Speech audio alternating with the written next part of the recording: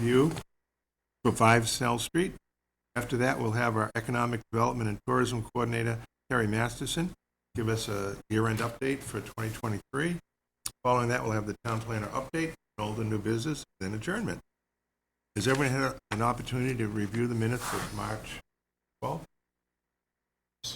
Any discussions, comments, changes? If not, we have a motion then to approve as submitted. So. Okay, second. Very good. No other discussion. We have to have a roll call vote because we do have Wally remote. So Wally, how do you vote? Yes. Okay, Dave? Yes. Yes. Yes. I vote yes. Very good. Okay, we have a few minutes before 6:35. Do you want to start on your?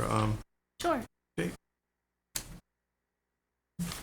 I provided you the open space master plan update survey results. We did have kind of a low response rate. Considering it was mailed to every household in the community, we only had 11% response rate. So I gave you all of the data. I really haven't had a lot of opportunity to analyze it to see, if I don't see a lot of opinions change from the last time we did this, but I will go through and analyze this a little bit better. Thanks to Janae for working very hard to put all this in here for you.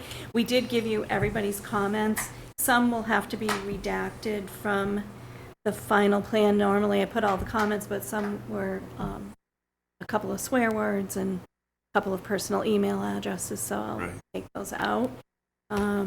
But just really for your review, I did meet with the Open Space Committee on Thursday. We're starting to talk about a public forum to go over the open space results because that has to be a formal process kind of spelled out by the state. So we're trying to come up with some tabletop exercises we'll do for that. I was thinking for the planning board, the master plan ones, if the data comes in very similar to what we've just done with historic and housing, which it seems like it has, I don't really think that we need to hold another public forum because we've already held several on those chapters, but I'll just analyze this and give you a little more detailed information at an upcoming meeting. So, and I still have a couple minutes. Also, Frisbee ice cream at the Noble Gas will not be Frisbee ice cream. It will be Yo Boca Taco. So they will have taco and ice cream at that facility, and they hopefully will be opening in the next month or two. It doesn't change anything. The seating is staying the same. They'll still have the takeout window, still have the outdoor seating as proposed originally. I haven't had the opportunity to speak to Mike Frisbee to see why the change, but my guess is very difficult to get staff because they're having such a tough time staffing Nardelli's, and they had no staff at all for the Frisbee ice cream. Wow. So I think this is kind of, giving a little added bonus of tacos and ice cream. So they will be coming to design review Monday to change the sign, the logo for those Frisbee ice cream signs. More minutes. Town elections are April 8th. April 9th, we do have a meeting. La Quinta is expanding their canopy a little bit, so just to give people more room to drive under, to unload their baggage. It was enough that it's going over the entire drive aisle, so I just had them file for a waiver of site plan. So that will be on April 9th. I have a budget hearing that night that I wasn't aware of, so I may just go over, or as soon as we're done that application, I'll go next door. Okay. Because the Board of Selectmen just set that this weekend. And then I was thinking May 14th might be your only meeting in May unless we get an A&R, and I might shift that to the 21st, depending if nothing comes in. Okay. So far I'm seeing nothing on the horizon. I selfishly hope it stays that way for a little while. So that's all I have.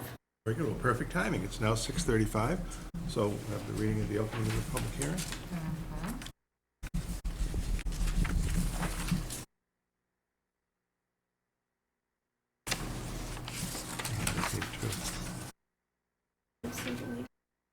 I did see it, yeah. You did see it. Hold on, maybe it's right there.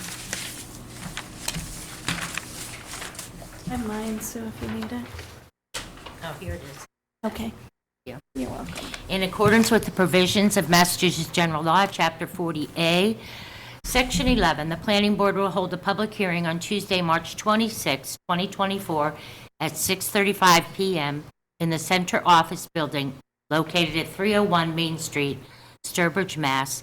01566, and/or by virtual means if circumstances warrant, in accordance with the applicable law, on the application of Zatinis Limited LLC for the property located at 5 Chanel Street. The applicant requests a site plan approval as required by the Sturbridge zoning bylaws, Article 19, site plan review, to change the use of existing structure to a mixed-use retail and residential use, and to continue use of the pre-existing non-conforming parking lot. The existing residential unit upstairs will remain, and the unit downstairs will be converted into a small retail shop containing 873 square feet. In accordance with the plans and applications submitted, the only exterior changes will be the construction of a handicap ramp, new signage, and the relocation of the existing wooden planters to accommodate the full length of the parking spaces on site. No new pavement or grading is required or proposed. The existing parking lot contains 5 pre-existing parking spaces, and the applicant has a shared parking agreement with 428 Main Street for 3 spaces for a total of 8 spaces where 6 are required. A copy of the site plan and application can be inspected on the Sturbridge Town website, or arrangements can be made to view the application packet by contacting the Sturbridge Planning Department at 508-347-2808 or by email at jlacy@sturbridge.gov. Very good, thank you very much. Jane, do you have an overview or an introduction? Yes, I do. So here this evening are Rana and Josh Roy, and the proposal is, as stated in the legal notice, to convert 5 Snell Street back into a retail shop. Some years ago, it was the little silversmith shop, and if it weren't for the fact that they changed it to residential, they wouldn't be sitting here this evening. But we do have a provision in the bylaw that similar or continued uses in the commercial tourist district are not required to provide additional parking. But when they converted it back to residential, it reduced the number of spaces required.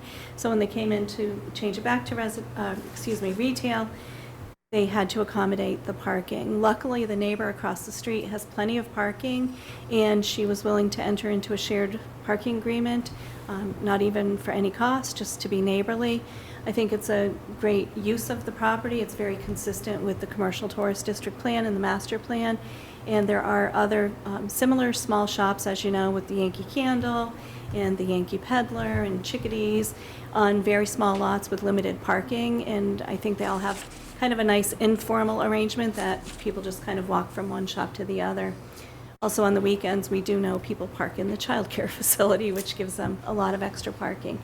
So, and when they had the survey done, which a survey had not been done on this property prior, they did go through the expense of having a full survey done. That's when we found that the parking spaces are actually out into the street. Janae, could you go to the existing conditions? As you can see, they're slightly in the right-of-way.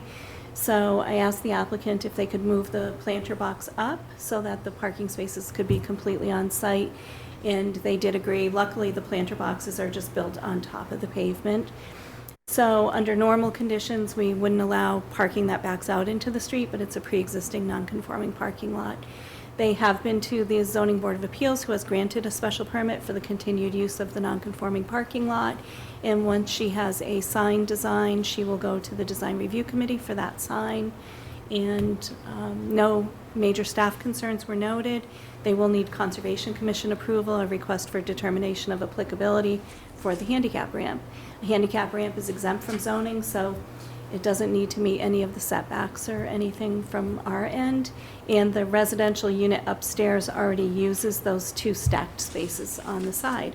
So I am recommending approval with the conditions as noted, and the applicant can probably talk a little more about her operation. Great, thank you very much. Anything you'd like to add or give us some more information? Or?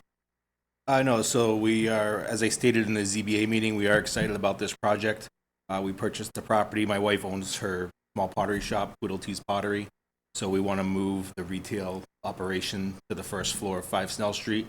We think it's a really good spot, tied in with Yankee Candle and Yankee Peddler and all that stuff right there. And we're going to renovate the upstairs just to upgrade the apartment up there and rent it out. We're always in need of housing in this town, so I'm going to leave that the way it is. No major changes to the property, as she said. We're just trying to make the lot a little more conforming than it is currently. And what we're going to do is, like she said, move those planters closer to the building. And we're going to dismantle the planter that's on the north property line to allow for handicap ramp access, for like van accessible handicap access. So that's about it. We are going to propose 2 signs. She just finalized her design, so we'll be submitting those for review. There'll be one on the south side of the building, which is basically going to be facing Route 20, and then there'll be a freestanding sign right on the north property line on Snell Street. But those will be coming soon. Very good. Well, thank you very much. Dave, you have any questions or comments? The only question is it's a pottery operation, and this is retail only. You're not going to have kilns or any other production elements in there? No. Okay, thanks. Taylor? No questions for me. All set. Thank you. Okay, and it is a public hearing. Would anyone in the public have any comments? Wally? Oh, I'm sorry, Wally. You're so quiet. I'm there. all set. Sure, thank you, Wally. Okay, and nothing from the public? Okay.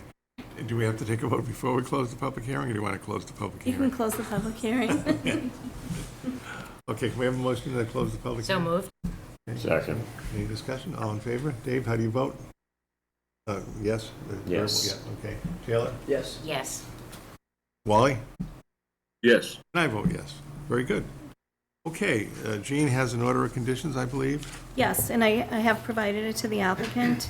Do you want me to? Well, just go, I mean, I don't think Yep. you need to go through the whole thing, but. Okay, so basically the standard site plan constructions, one is that all construction and site improvements be in conformance with the plans.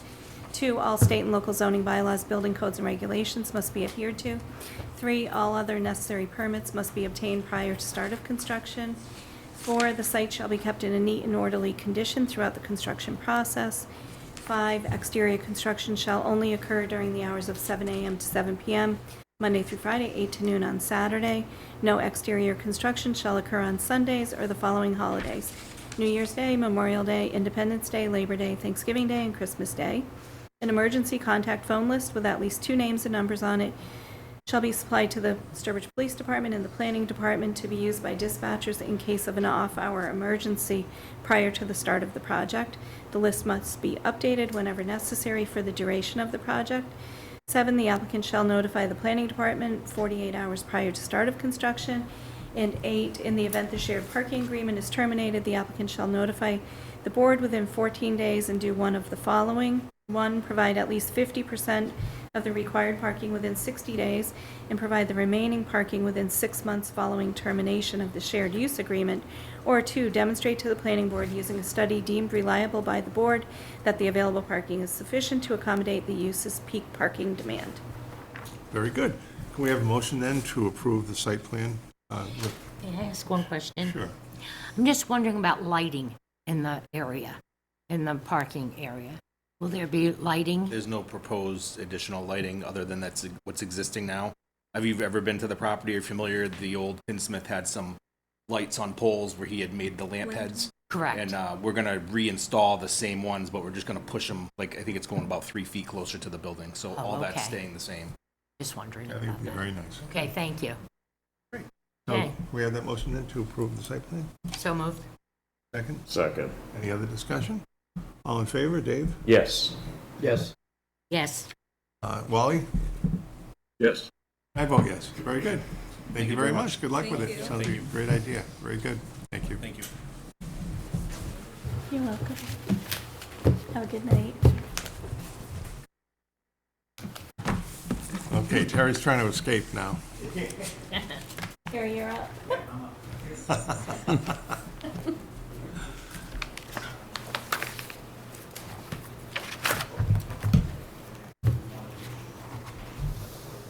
Terry knows we have sort of a hard stop at 7 o'clock. Okay, so next on the agenda, we have a report from Terry Masterson, our Economic Development and Tourism Coordinator.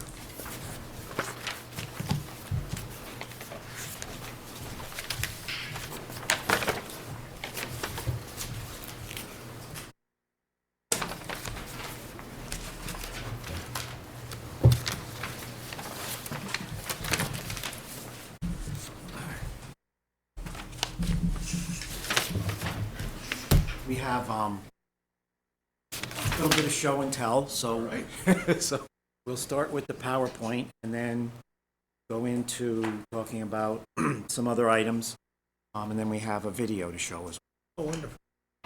well. So the PowerPoint is going to talk about our one-stop policy for business assistance. We've completed an inventory of retail and tourism-related businesses that are in our major corridors. And then we review consumer spending by tracking meals and hotel revenues, discussion of retail activity and recent movements.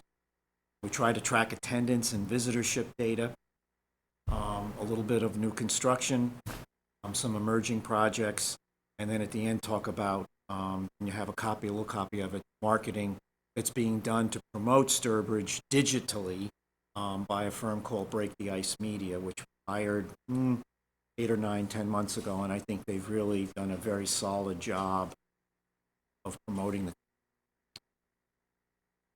We have a current approach to businesses, which is one-stop business assistance. Our town administrator, Robin Grimm, has asked us to sort of make that the message that we deliver.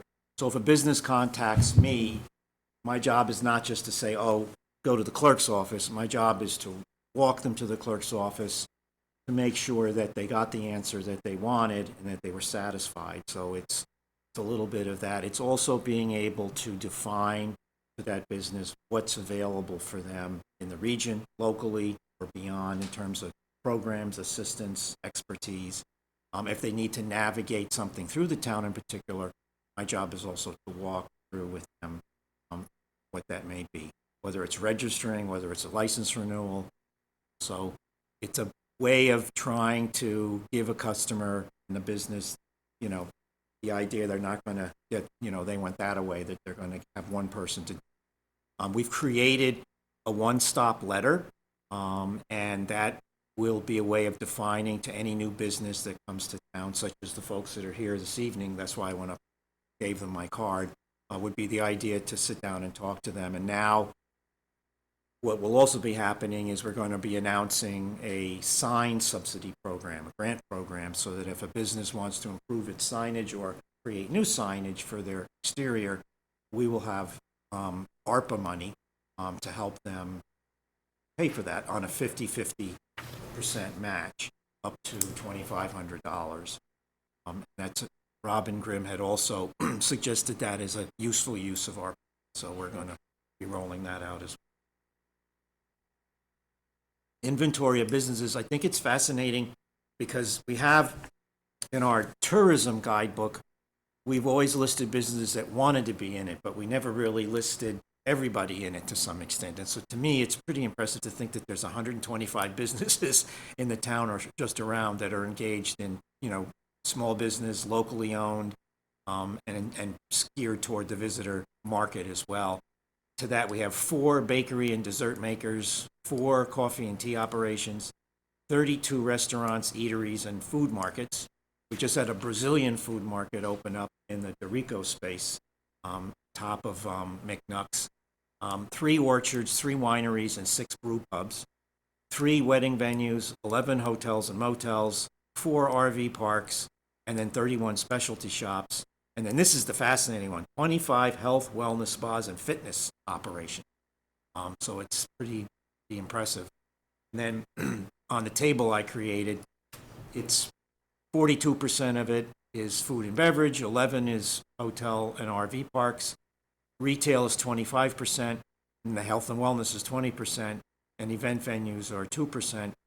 So it's an interesting breakdown. And I've mentioned before, the RV parks have, if you take Sturbridge Trails and you take Pine Lake, it's over 450 RV pads, and that's pretty impressive, and we'll get back to that statistic in a second. Retail overview, as I stated, there are 125 tourism-related businesses in Sturbridge. Most are locally owned, driving hundreds of jobs. There were 6 vacancies in 2023, and there are 5 at the present time. This is a 4% vacancy rate, which is very, very positive. Gene and I were talking about an earlier report that the town had done several years ago that identified a 14% vacancy rate. It's also impressive to note that Brush It Off, Paint and Sip, Teddy G's, Escape the Pike, Deep Roots have expanded or created new locations. So that they've taken more space when space has been vacated by someone else, like Stone and Sparrow left the Mill Yard building and then Brush It Off took that space. So I think that's very impressive. In 2023, 13 businesses closed, but 16 opened. So interesting. So there's a lot of turnover with no long-term vacancies, which is also good. Consumer spending, it's always impressive to say that the meal spending just keeps increasing for a lot of different reasons, but that in 2023, you have almost $78 million worth of meal sales in the town, which is pretty impressive. A 5% increase over the year before. If you see 2018 and 17, it's pretty consistent, 63 to 61 million.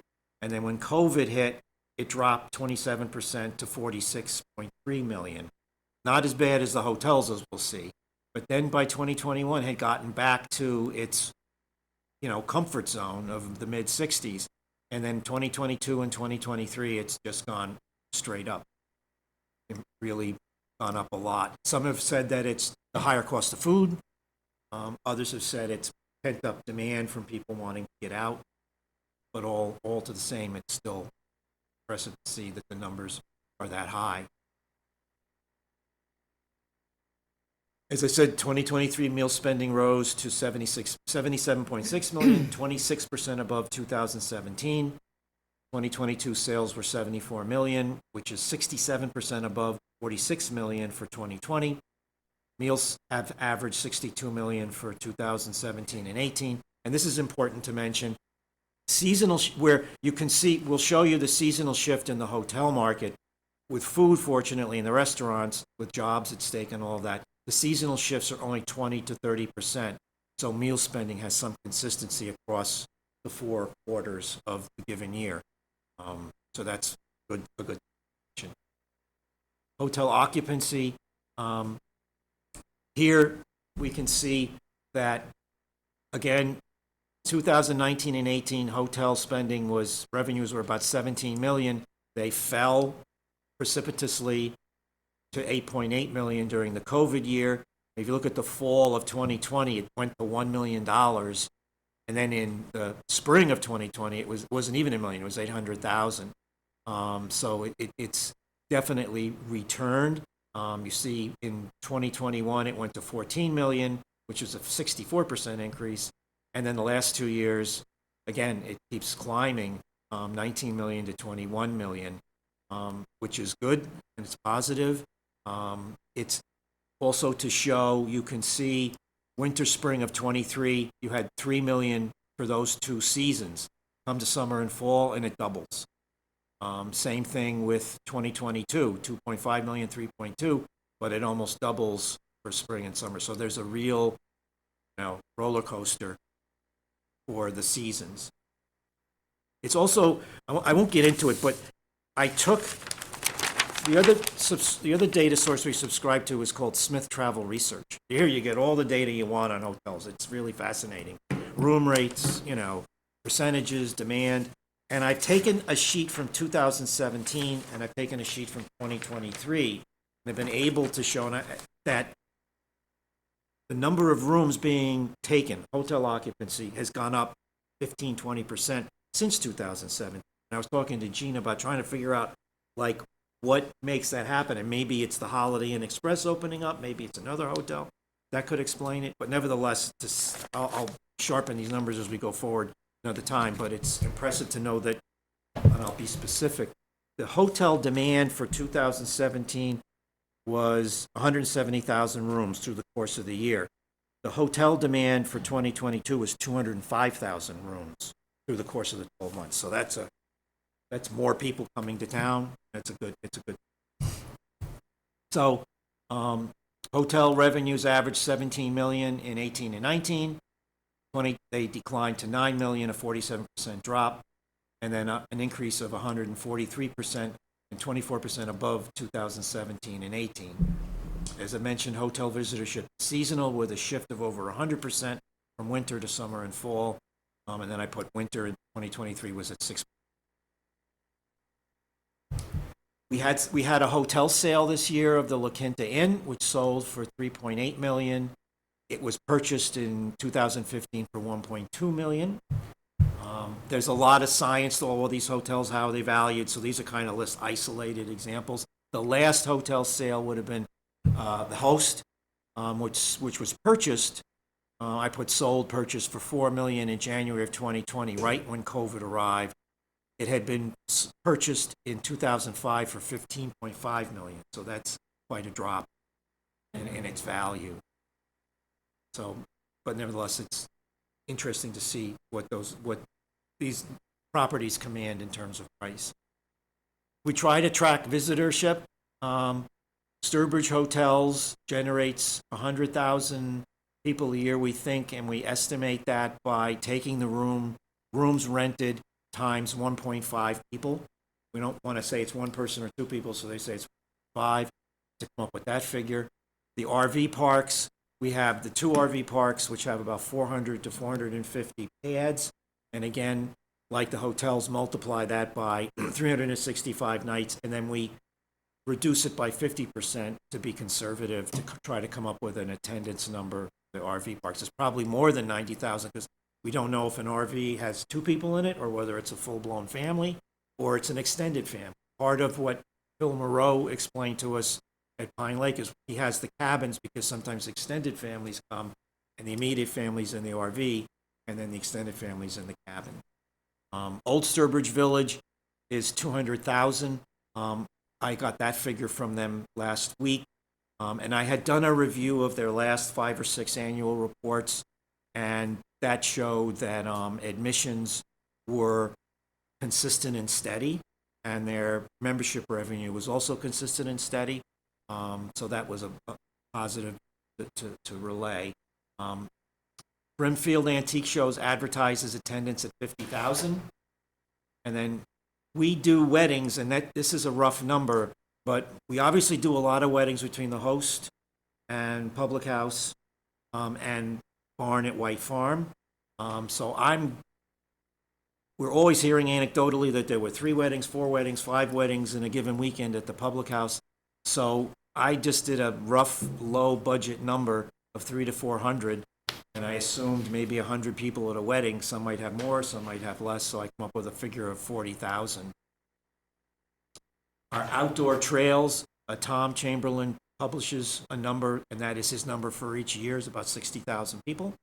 So at this point, it's about 450,000 people.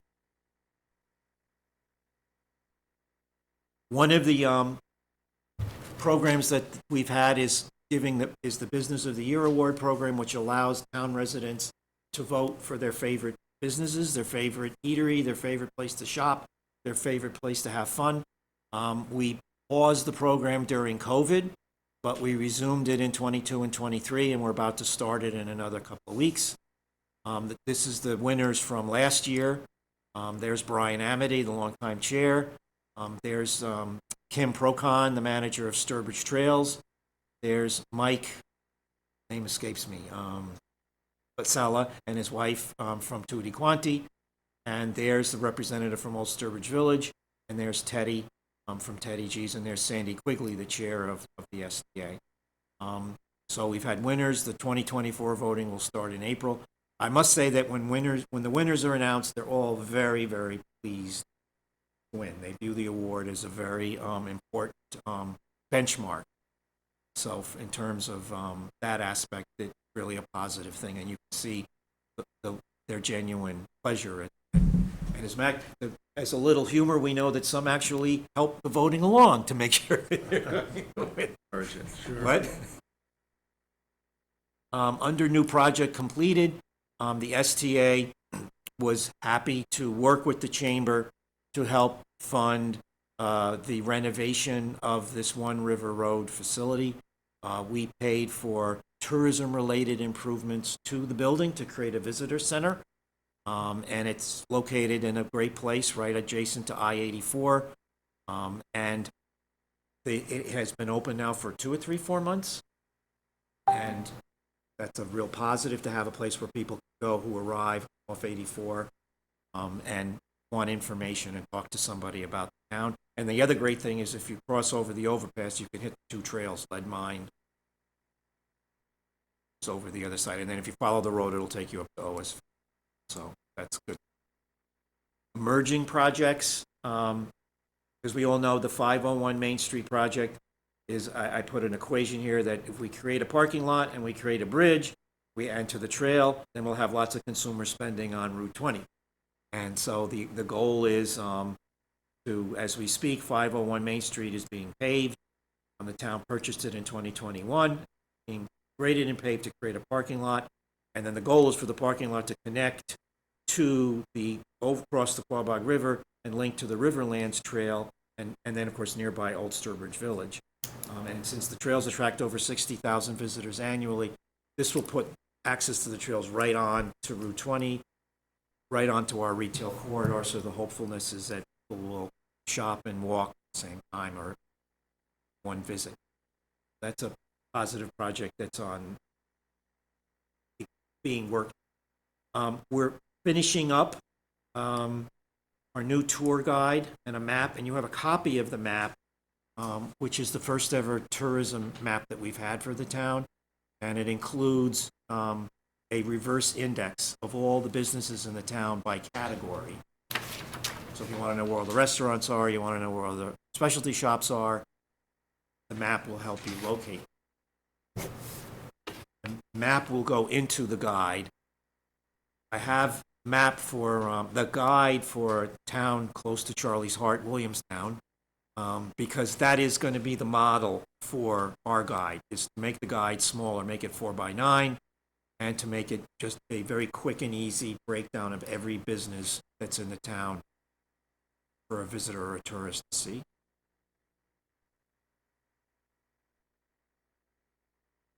Very nice. And then you have promoting Sturbridge in the digital age. We have, in the course of the last 5 or 6 years, the STA has gone forward to do a marketing plan, create a branding plan, construct a website. In a very methodical, deliberative process. The website is now up and running. And then this year, the STA hired Break the Ice Media to manage the website and manage messaging to promote Sturbridge on Instagram, on Facebook, and also manage our seasonal advertising campaigns when we have them, which we've had the last 2 years. We've had 2 seasonal marketing campaigns. I've given you 3 or 4 pages from their annual report because I think they do a really, really good job. And then over there, there's an original color copy. If anybody wants the original color copy, I can send it to you so you can look at it because it's pretty substantive.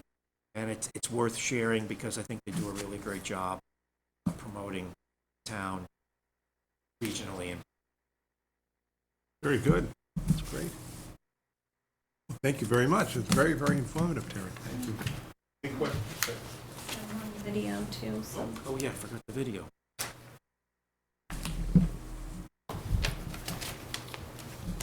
Welcome to Sturbridge, Massachusetts, a destination that offers a rich tapestry of attractions and experiences for visitors of all kinds.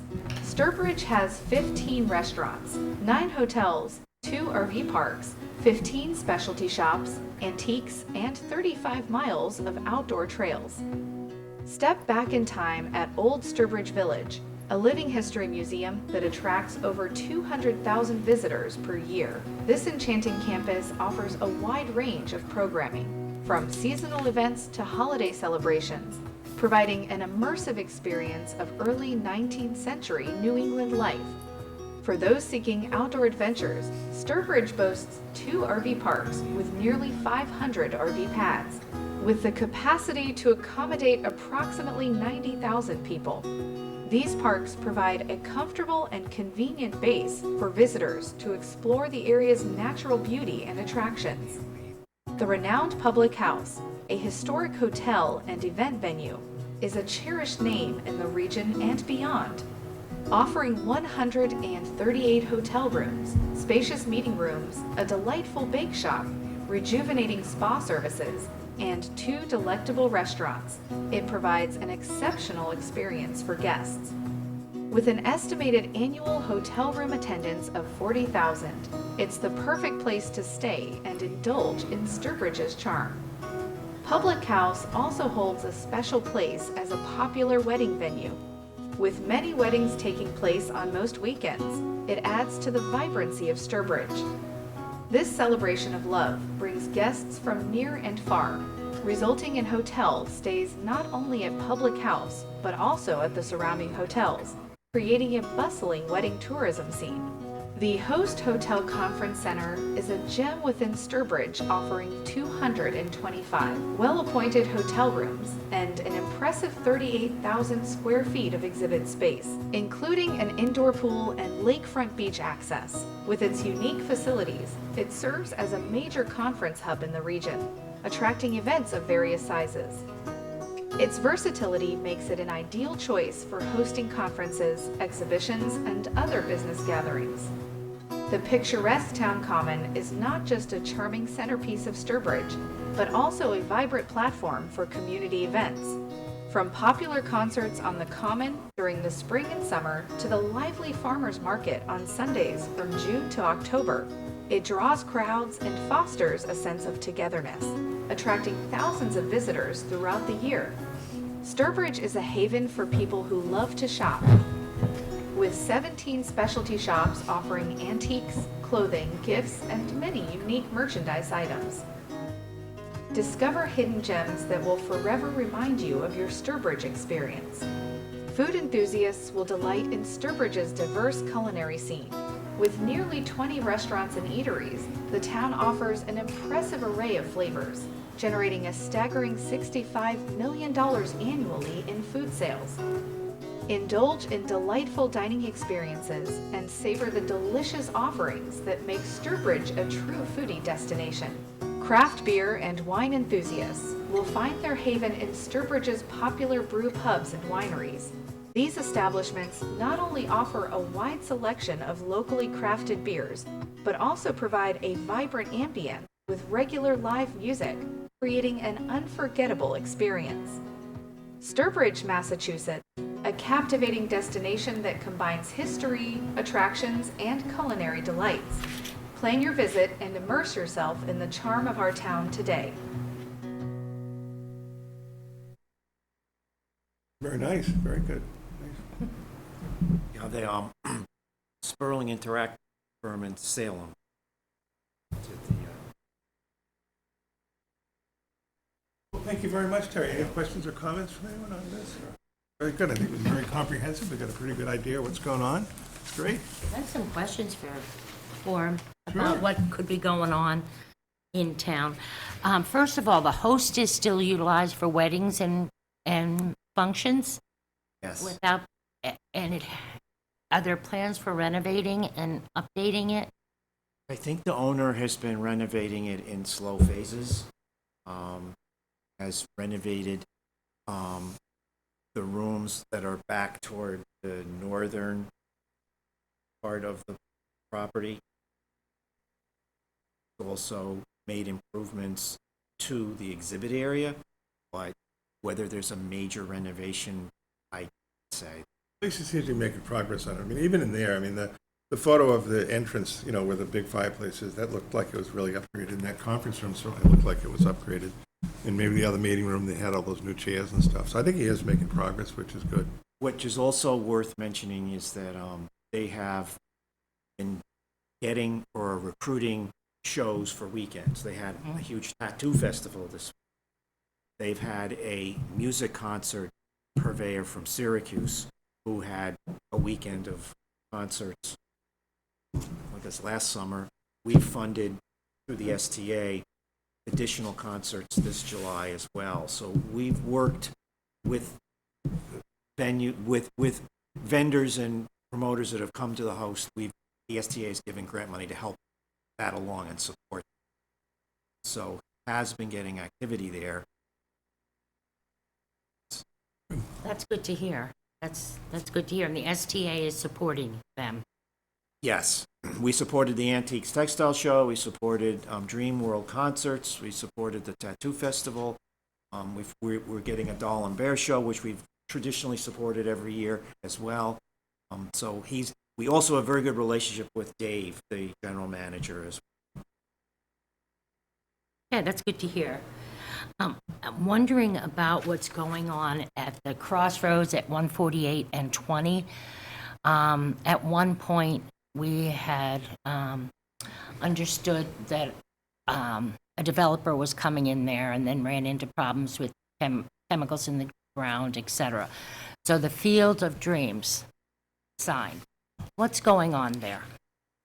I'm not as conversant with it as, I don't mean to pass the buck here, but I think Jean can give you a very good definition, because she and I had a conversation about the fact the property has its challenges, and I don't mean to throw the ball at you, but I think that's all right. I think you can give a So good. the Field of Dreams sign is actually because the owner of the property actually has leased it to the person who put up the Field of Dreams sign. And his dream is to renovate and eventually lease some space there. You know, I've spoken to the property owner in the past. There are some brownfields grant opportunities. There was some pre-development money, but wasn't inclined to go that route. So since it is privately owned, we can suggest, but we can't force somebody to, apply for a grant or take advantage of our assistance. We did have a mill redevelopment technical assistance group a few years back where it was a lot of planners in the region that all banded together to try to bring resources into the mill owners, with the state actually toward the mill. And our state reps and senators were there, as well as people from Mass Office of Business Development, Mass Development, historic property tax credits, and a variety of sources. And we were unable to get his support to do that. And then he had the proposal for the condominiums. Right. And then when that fell apart, he entered into the agreement with the current person who's there. So, Okay, excuse me. So the fellow that had that condominium plan, which was pretty detailed, he still owns the land, but he's leasing it to somebody else? Or? no, he never owned the land. Okay. He had an option to purchase it. Okay. The sale never went through. He Right. did an environmental assessment, and because he needed to do underground parking, it was too cost prohibitive to remove the soil because of whatever contamination is in the soil. I don't have a copy of the study. The prospective purchaser, actually paid for an environmental assessment, which was not provided to the town, and it was not provided to the property owner, I believe, because the prospective purchaser paid for it a great deal of money. So I don't think he just wanted to leave it with the property owner without being compensated, so he kept that plan, which was his property to keep, Sure. so. Is the property up for sale? No, actually, it's not. because So he- it's locked as far as the town of Sturbridge goes? For now, it is. I'm always hopeful that something will change. Just curious. So, yeah. That was just a question to Yeah. have some information for the public. And then Cinemagic and that empty area. We talk about the low number of empty buildings, but there are some long-term vacant spots. The Cinemagic and the Walgreens and the fitness center at the Shaw's shopping center. Is there anything Well, going on? I'll throw some comments out, and then if you want to add, by all means. The development of the J.C. Penney Plaza has been a real, I think, success. Oh, yes, because, I mean, you've got the Condesa, the AutoZone, the Pickleball U. That, to me, has been a real positive. Planet Fitness, you have diversity, you have different uses. Right. Those two properties, the Anytime Fitness and the Walgreens, my feeling is at some point someone's going to come and take those spaces. At least I have a positive view toward that. Yeah, Yes, so I guess there's a backstory too. Walgreens didn't release their lease, so they vacated, but they still continued to pay the rent. So it was not available. It is now. Now they are advertising the Anytime Fitness, but they were still under lease and they did not release the property. So it wasn't available for anybody else to take Until, until recently. So I just noticed a sign went up a couple of weeks ago. So I don't know if that's just Anytime Fitness or if they've actually released the Walgreens. okay, is that something that you do, Terry? Do you try to find retail or companies of some sort to fill these slots like there and at the theater and stuff? Is that part of what you do? Because I don't know. If we hear from someone that's interested in space, then we definitely work to help them. We work with owners of properties to the extent that they want that input, to the extent that they view the property a certain way. That becomes a part of the cooperation paradigm, if you will. So yeah, that's definitely something we do. I would also mention that a lot of it is having the relationships that you have with the owners. When the Friendly space was empty, I did a lot of due diligence trying to figure out what part of Friendly's owned the property. And then they had sold it to an individual. And I was able to find that individual and call him in Queens, New York, of all places, and ended up having a very good conversation with him about who he wanted to put into the property. And eventually Teddy G's ended up going there. And I think partly because we were able to have a good owner. Some of these owners will come in and they don't really, they literally will want the first tenant that's going to pay rent, and they'll sign the lease, and that may not be the tenant you want in the property. In terms of the Cinemagic space, I'll throw some commentary out, and then Gene, if wants to say more.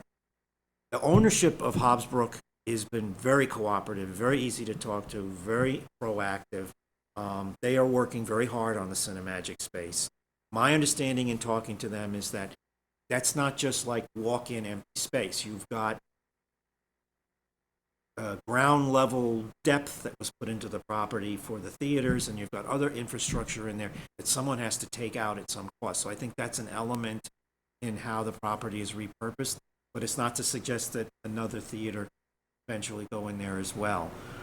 But I have talked to Dan Dory, he in several occasions, and my feeling is that they're doing what they can to try to market that property. And so I'll We are aware that there's a theater company kicking the tires, but we don't have all the information. They don't want to go public with it yet. The one major thing that we learned last week or the week before is that the pipes froze in the sprinkler system and flooded out the building. So all the seating, everything needs to come out. There were some mold issues that they had to clean up. So it's not just as easy as we have a vacant theater and somebody can come in. You've got to strip it all out and start over again. So there's quite a cost to go with that because the owner doesn't pay for that, the tenant pays for that. So, but after a call we had last week, I think Terry and I are both encouraged that something may go forward in a similar theater. If that was just plain vanilla space, I think you would have had somebody else in there. I've not been in there, but someone had said to me that to give the theater sort of like amphitheater perspective, they dug into the ground and created these, I'm at a loss for words, holes in essence. And so somebody's got to, as Gene said, either the tenant or the owner. And I could see the owner's been reluctant because it would be a lot of money to fit it out, to make it back to just plain vanilla walk-in, space. Okay, because I understand that Cheetos is owned by our local restaurant here, right? They're not renting from that person in New York. They bought from that person in New York that originally owned it, that you hunted out? Off the Yes, top they of my did. head, I think he purchased He it. did purchase it for $1.5 million. Right, okay. And grants. Auburn, Milford, Millbury, all receive grants for development, economic development, and improvement in the town. And I didn't know if that was something that you are involved with, and if you've been looking into getting grants for our town. Do you know what kind of grants they were? No, but you would probably have better way to access that The information. Commonwealth offers grants for infrastructure, for specified projects. They do not offer direct grants to businesses. So it's sort of a defined curriculum in dealing with the state, and their grant process is on a yearly basis where you have to get into the grant cycle. Right? And they often ask for a match.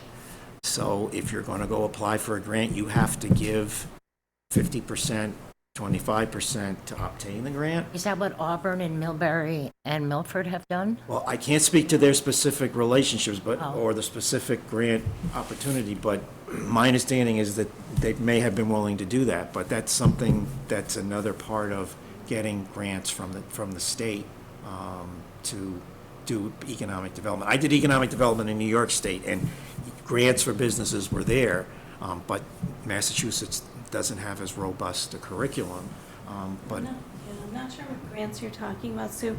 I know Millbury received a MassWorks grant for some infrastructure, the same as we did, to design the signal for Noble Energy. A lot of communities are eligible for community development block grants, which can be used not only for residential, but a lot of times for commercial rehab.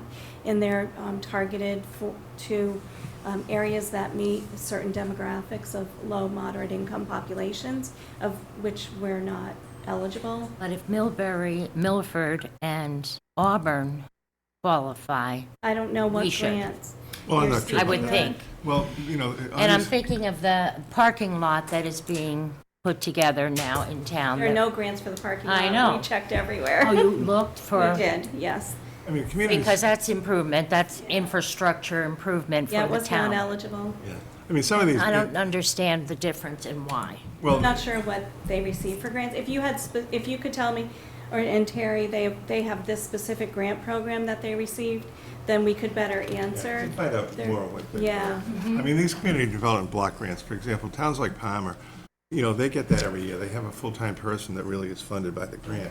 But again, their economic situation qualifies them for that. I mean, Right. they're not quite at the level where they're guaranteed a certain amount every year. There are some communities that always get a percentage of it every year. Palmer has to be competitive, but we're not in that category. We just don't qualify for those Right. CDBG grants at all. And some communities are entitlement communities, which means they're just That's the eligible to entitlement. get them. Entitlement communities And get it others, all the even if time. it's a certain neighborhood that meets certain income statistics, they're eligible to apply. But the only way, in fact, we were able to ever get a community development block grant was for the wastewater for the Sturbridge Retirement Co-op, and we had to partner with the town of Brookfield to do a facility and a park in that community. And we applied 3 times before we finally got it, because our demographics just aren't there. Our income levels are too high. My concern is, and later our survey will reflect that we have, is that the whole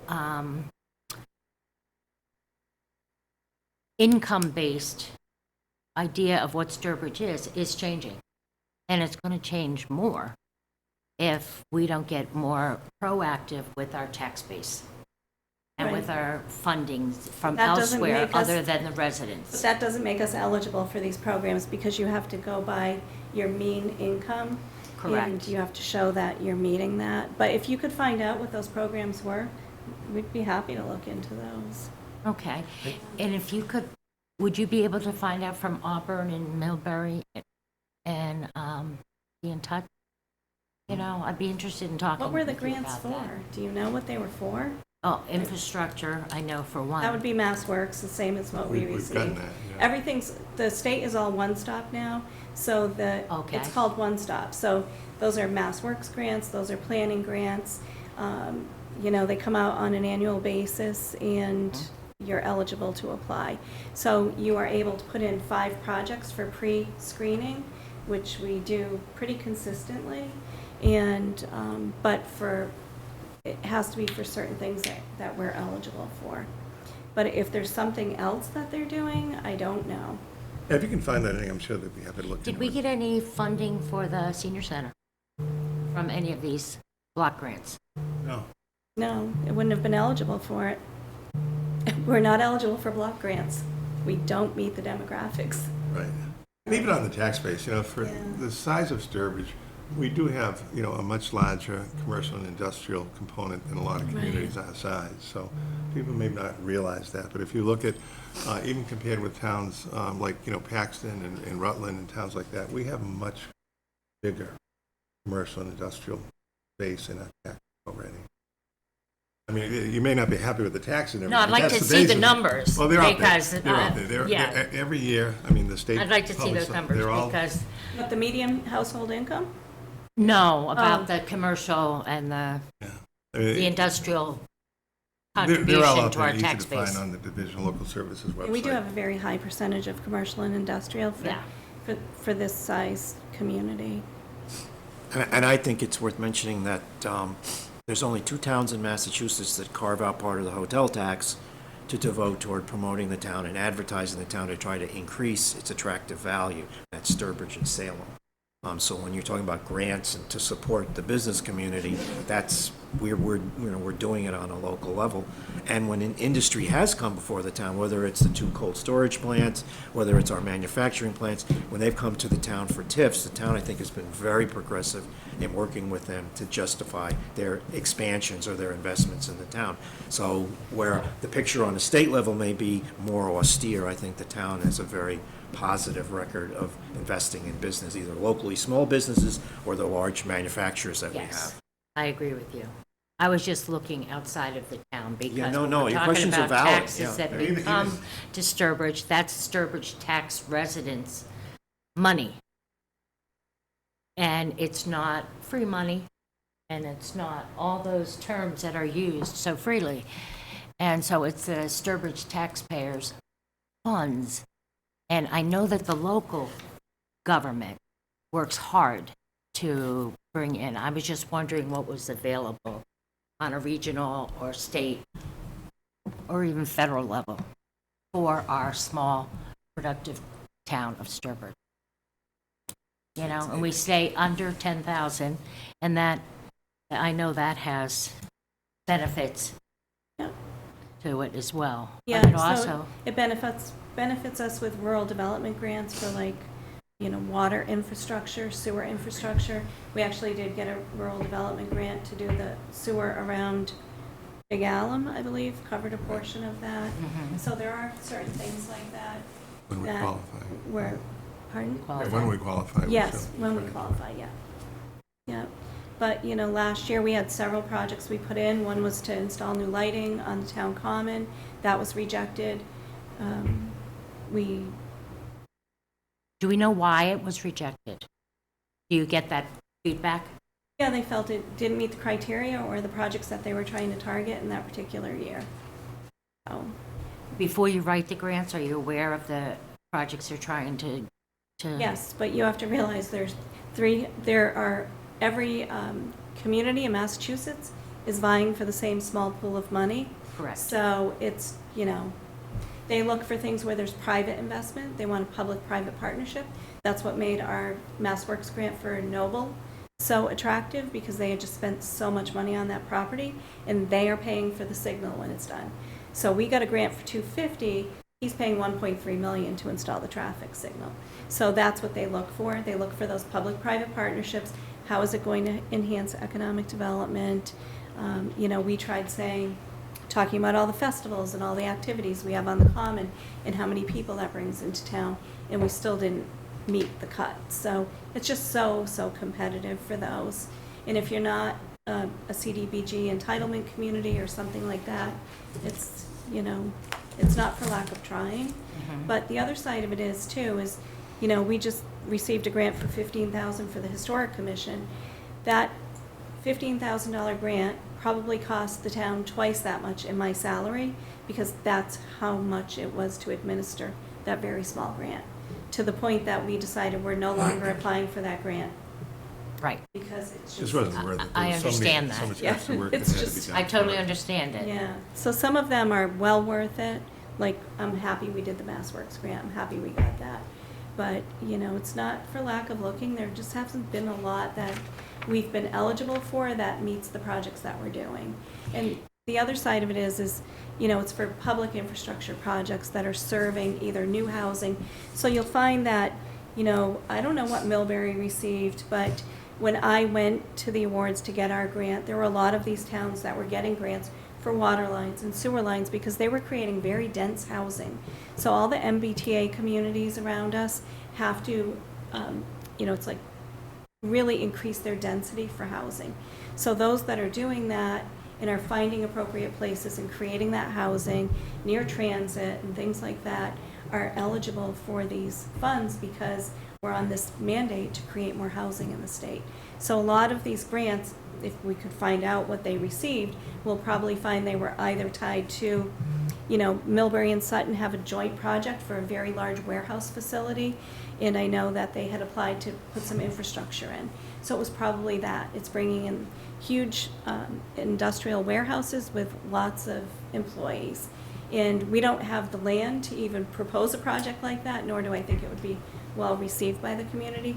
But if we could find out what these grants are, they are probably tied to, you know, a large industrial development or large housing development. How about improving infrastructure like the lead pipes and things and the lead problems going up to the junior and senior high? I'm not aware of any. I'm not aware of any lead problems going Yeah, up. there's been lead problems and they've put in infiltration systems at the in the kitchen in order to, yeah. Maybe that's something we need to look into because those are on our property, on our land. Well, it's a that we regional are- school system, so every community would have to contribute if there was a match or something. And no one's You know, made us aware that there's You a didn't issue. know that. No. It's been a long-term time issue. And that's why they have water bottles now throughout the school, et cetera, that they're not using the bubblers, et cetera. This has been for the past at least 10 years. And you didn't know. Okay. Well, now, I don't apply for grants for the school, so we did do a grant to put a sidewalk at Burgess. We received Yeah, that. We right. did a grant to do a sidewalk on Cedar Street, so we did get that grant. Correct. So we actually do bring in a lot of grant money. It's just, you may not see a lot of it, but we're But I'm applying just for what thinking we're that- eligible for. the town water Mhm. that is brought up to the schools. There is a problem with it. And maybe that would be something that we could get funding for infrastructure improvement. I'm not aware of it. I Yeah, think we have that's. to look into that. I mean, I hadn't heard Yeah. anything about, you know, a lead particular problem. Maybe DPW could shed some light on that. Yeah, I think we had to look Or the into it. superintendent of schools with the water tests that they've done on a regular basis to check the water. I mean, it's a new school, so I'm pretty sure they didn't use lead pipes when Yeah. they built the school. It's the water being delivered to the new school. Our old pipes.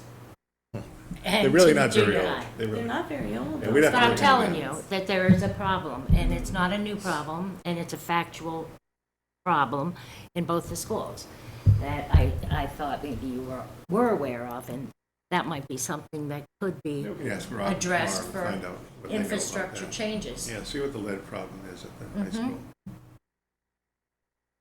Yep. And if she doesn't know, she can find out for you. Very good. I had one question for Terry, if you're all set. So. I'm all set, thank you. Yeah, so just in terms of like public outreach, the metrics on this don't lie, it's pretty good. So, Yeah. and the video was awesome. It definitely made me proud to, you know, be part of Sturbridge and everything that we're about. I thought it captured it really well. So, if I were a business, how would I go about getting promoted on Experience Sturbridge? Just to use the airtime for that. Like the couple that was here this evening, I gave them the old tour guide and I gave them my business card. What I'll be able to do for them is, number one, they'll get a posting on the website, which will have their website, their address, a definition of who they are, a carousel of photographs. That then becomes a part of the total website. break the ice through the course of the year, we'll do posts and boosts for specific businesses if they have something that's going on. In this case, once they open up, Sarah will do a Facebook and an Instagram post out to all of the viewership that we have, that this new business is opening up, and come, try them out, say hello, stop by and visit. So they get positioned on the website, they get the ability to be boosted and promoted through the course of the year if they have something going on. Since they're opening up, they'll get that as well. And then with the sign program, I'm going to make sure they know about the sign program to make them eligible, for some assistance with that. So yeah, there's a lot.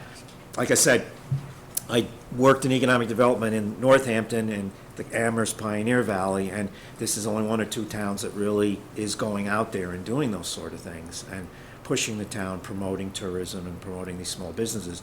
And as I mentioned, most of them are local residents as well, so it has an accelerator impact as well for us, and the dollars that are spent stay here and help employ people. So to get a piece of that, they would go on experiencesturbridge.com and contact you that way? Is it the Or best? they can email me on the town website, yeah. Okay. Yes. It's an awesome service, so Yeah. definitely want to get the word out. Couple of questions and maybe just a point. To expand on what he just talked about, we have businesses that on board with us. And of course, with any new business is the cost of being recognized, the advertising and getting not just locals to know that they're here, but people outside the community, our extended community.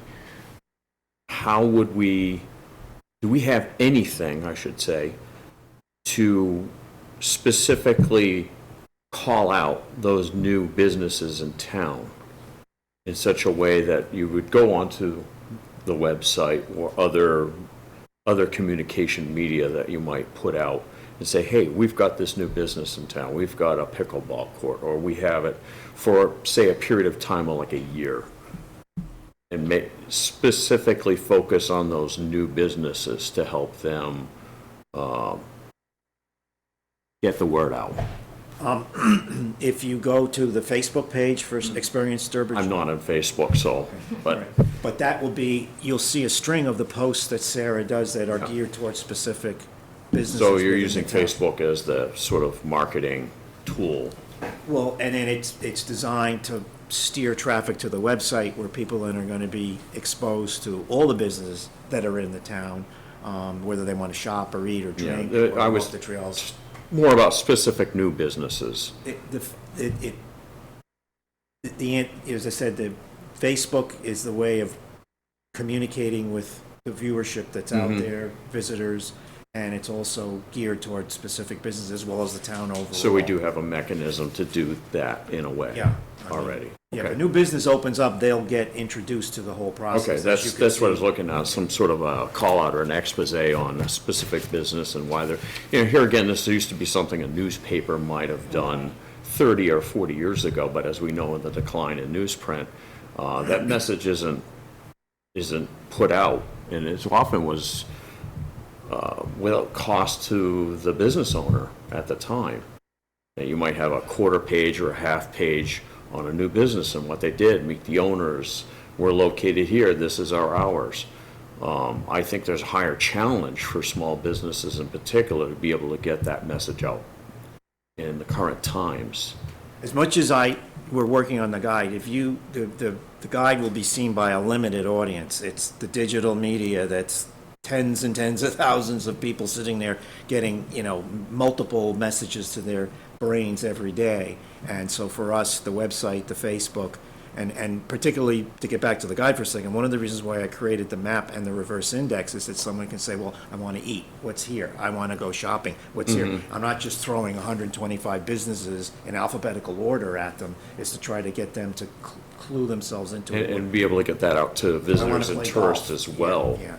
who are not familiar with our businesses. And it's interesting, I've lived here all my life, and there are businesses I didn't even know existed in this town. You know, somebody will say, oh, there's this on this, there's this really nice little restaurant here. And I'm like, I didn't even know this was here. Sometimes it's word of mouth, but as you noted, there's, 32 restaurants on the list right now? That's significant. And I have friends who come into town, and it's like, hey, let's go out to eat. I was like, well, let's try this. And I've got to say, my friends have been thoroughly impressed as to the quality of the restaurants and facilities in town. And they're like, I've been to other places, this has been consistently, if not anything, decent and better.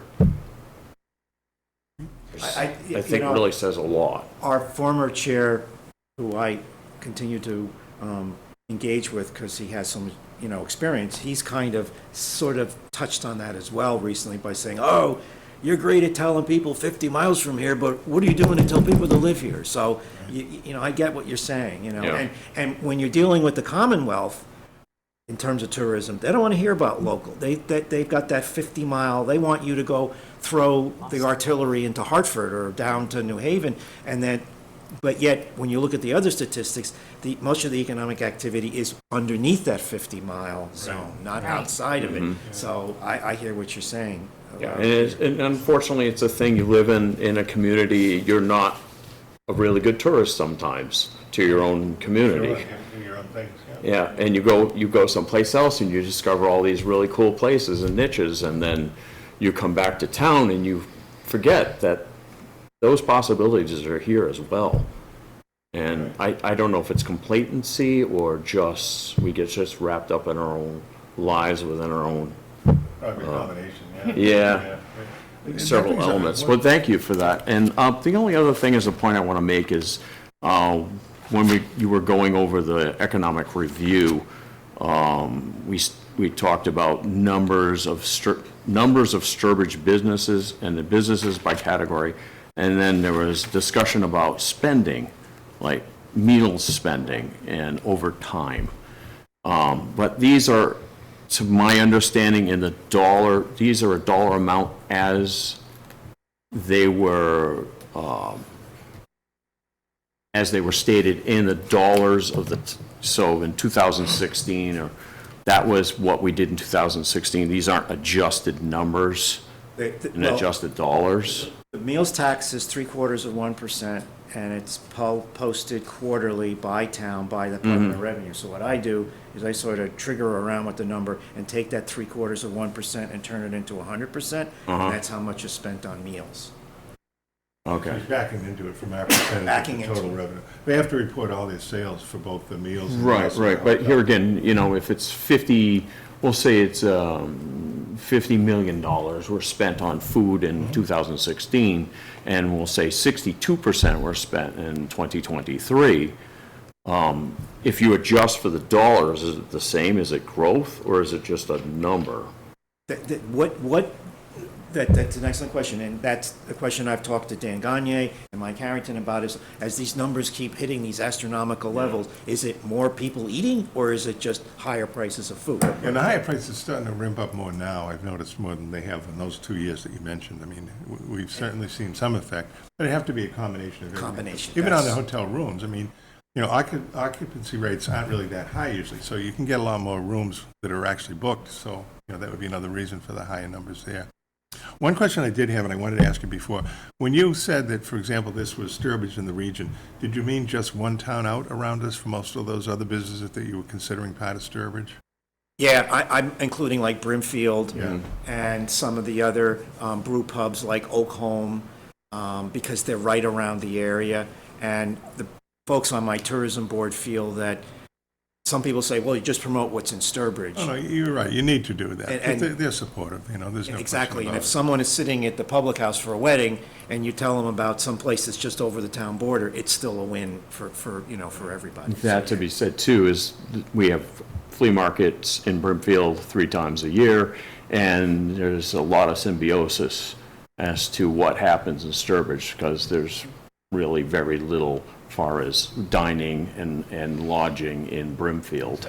So we definitely benefit economically from those events in Brimfield. Yeah, excellent point. And I've had a stakeholder in town say Brimfield shouldn't be in that video. And I'm sort of Oh, going, no, well, you need to have a regional. Yeah. they're right on our border. They do so many programs with Rapscallion. I mean, when summer comes, they're going to be doing trivia contests, meet and greets together. So to me, they're a part of the fabric. And like you said, when May, July, and September show up, anybody that's going to Brimfield is coming through here, and there's got to be a spin-off to that in terms of cars in the hotel parking lots and people shopping. Now, can they still be members of the Sturbridge Tourist Association? Do we have Pardon? members from the other towns in the association? No, I think No, we're so we're it is town. just us, okay. Yeah, we're town. One other thing before we lose this here. I thought this was the case, but I want to make sure. So anyway, the Tantascwa Regional High School and Junior High is their own water system. They have their own private water system that they manage. It's not the town's water. An on-site water supply. On-site water. Yeah, that was a big issue we had when we provided the sewage and so forth. So there may be a problem up there, but it really isn't. It's the regional system. They have their own water system. They're not on. Really? They're not on the town of Sturbridge Well, water. that's good to know. Thanks It for is, checking yep. that out. I Yep, didn't know no that. I problem. just know want there to was a clarify that problem. before we have everyone upset about Sturbridge water. I Yeah. think we're in good shape, but anyway, No. we'll find out what's wrong with this, certainly. But, Yes. they ought to, if there is a problem, I'm sure they're aware of how they And can it deal has with been it. discussed publicly. Well, I hadn't seen it, but I mean, I'm sure it has. It has but been, I don't yes. know where, but. Right. Good. School committee, et cetera. And action Okay, has well, been we can taken. check with the school committee and see. Wally, any comments or I was gonna thoughts? say, don't forget Wally. Wally? No, I'm all set. Thank you very much for asking. Great, well, thank you. Anything else? Any questions, comments, or anything? I'm all set, thank you. Terry, once again, that was very thorough, thank you. And of course, I think one of the things, if we look at these things, we also need to recognize, as you say, the good things that have happened, like what happened at J.C. Penney's. But we've also brought in 2 cold storage warehouses and so Yeah. forth. So there are things that are really creating a better tax base. And, one of the other things I was thinking about, when I first started looking at this years ago when I was on the Board of Selectmen, looking at the percentage that we have for our residential and then commercial and industrial, you'd get to a town or city the size of Attleboro before you hit the same percentage as we had at that time. So we do have, it may have changed, certainly, this is quite a while ago, but for a town our size, we do have a pretty healthy, or substantial, I should say, commercial and industrial component to our tax base. Okay.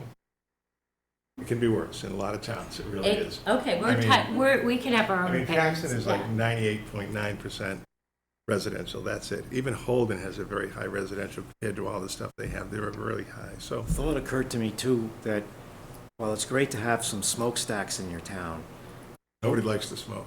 yeah, well, meaning metaphorically speaking, Depends where you live. But Who lives in when it? you look at having 10 hotels, okay, if they were 10 residential developments, they might be driving a whole bunch of kids to the school system, right. upping the tax rate. So you got the 10 hotels that in essence are paying property taxes because they're commercial properties, and then they're generating hotel tax revenue, of which half goes back to you. So if you can't have some smokestacks, you want to have hotels, and there's something, so that in essence inures you to sort of promote the tourism industry because you want to make sure that those hotels are running at 50 or 40 or 60% occupancy, so Exactly. good stuff. Thank you Yeah. for Very good. everything you've shared with all of us. Very helpful, Terry. And the Thank you very public much. tonight. Great, very Thank good. you. Okay, anything else? Have a motion? Oh, any old or new business? Ollie? Oh, all set. Okay, everyone else? Motion to adjourn then? So moved? Second. Second? How do you vote? Aye. Aye. Yes. Yes. Let's say it out loud. Yes, and Wally? Yes. Very good. Have a great evening, everyone. Thank you again.